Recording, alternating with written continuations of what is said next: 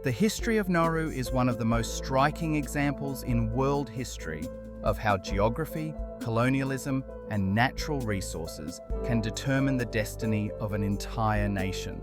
Despite being one of the smallest countries on Earth, Nauru's story spans ancient indigenous civilization, imperial exploitation, wartime suffering, sudden extreme wealth, and long-term environmental and economic crisis. Archaeological and linguistic evidence suggests that Nauru was settled around 1000 BCE by Micronesian seafarers, with later Polynesian influences. Over centuries, Nauruans developed a self-sufficient society, uniquely adapted to a single raised coral island. The population was organized into 12 tribes, each associated with specific land areas, fishing zones, and social roles. Land ownership was sacred and inherited, forming the foundation of identity, wealth, and authority. Nauruans practiced sustainable fishing, coconut and pandanus cultivation, and managed a central freshwater lagoon.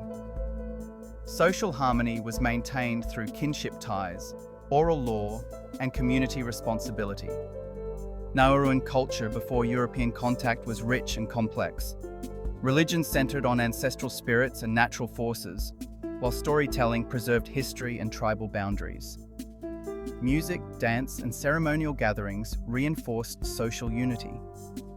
Conflict existed but was limited by custom, and the small population lived in relative balance with the island's fragile ecosystem for over 2 millennia.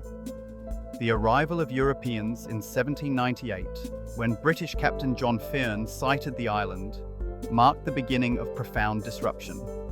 Throughout the 19th century, traders and missionaries introduced firearms, alcohol, and foreign diseases. These destabilizing influences intensified rivalries between tribes, eventually leading to a devastating civil war that lasted for decades. By the 1880s, Nauru's population had collapsed dramatically, and traditional governance structures were severely weakened.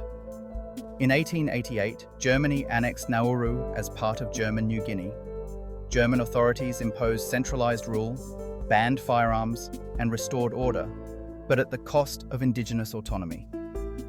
The defining moment in Nauru's modern history came in 1900, when geologists discovered vast deposits of high-grade phosphate, created by centuries of seabird droppings. This discovery transformed Nauru into a global economic prize almost overnight. After World War I, Germany lost control of Nauru, and the island was placed under joint administration by Australia, New Zealand, and Britain through a League of Nations mandate. Phosphate mining expanded aggressively to meet global agricultural demand. Although Nauruans were promised royalties, the overwhelming majority of profits flowed overseas. Mining stripped away soil, vegetation, and limestone, leaving behind sharp coral pinnacles and destroying the island's interior. Traditional agriculture collapsed, forcing dependence on imported food. World War II brought immense suffering. In 1942, Japanese forces occupied Nauru, using it as a military outpost. Allied bombing devastated infrastructure, and in 1943, most Nauruans were forcibly deported to Truk Lagoon. Living conditions were horrific. Starvation, disease, and abuse were widespread, and nearly half of the deported population died. Survivors returned after the war to a shattered island and intensified mining operations. After the war, Nauru became a United Nations Trust territory, but political awareness among Nauruans grew rapidly. Leaders demanded control over their land and compensation for environmental destruction. These efforts culminated in 1968, when Nauru achieved independence. Soon after, the government nationalized phosphate mining, finally gaining control over its primary resource. For a brief period, Nauru experienced extraordinary prosperity.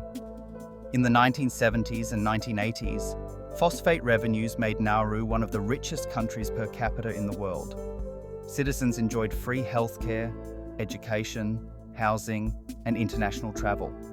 However, this wealth was not managed sustainably. Overseas investments failed, corruption grew, and little was done to prepare for a post-phosphate future or to rehabilitate the devastated land. By the 1990s, phosphate reserves were largely exhausted, and Nauru entered a severe economic collapse. With most of its land uninhabitable and few alternative industries, the nation faced unemployment, debt, and dependence on foreign aid. Attempts to generate revenue included offshore banking, selling diplomatic recognition, and later hosting asylum seeker detention centres under agreements with Australia, moves that brought controversy but limited long-term stability. In the 21st century, Nauru confronts overlapping crises: environmental ruin, public health challenges such as diabetes and obesity, climate vulnerability, and economic dependency. Efforts are underway to rehabilitate mined land, diversify the economy, and strengthen cultural identity. Despite its hardships, Nauru remains politically assertive, using its voice in international forums to highlight issues of environmental justice and post-colonial exploitation. Ultimately, the history of Nauru is a global lesson. It demonstrates how colonial extraction and short-term resource dependence can devastate a nation, while also revealing the resilience of a people who continue to fight for dignity, survival, and a sustainable future against overwhelming odds.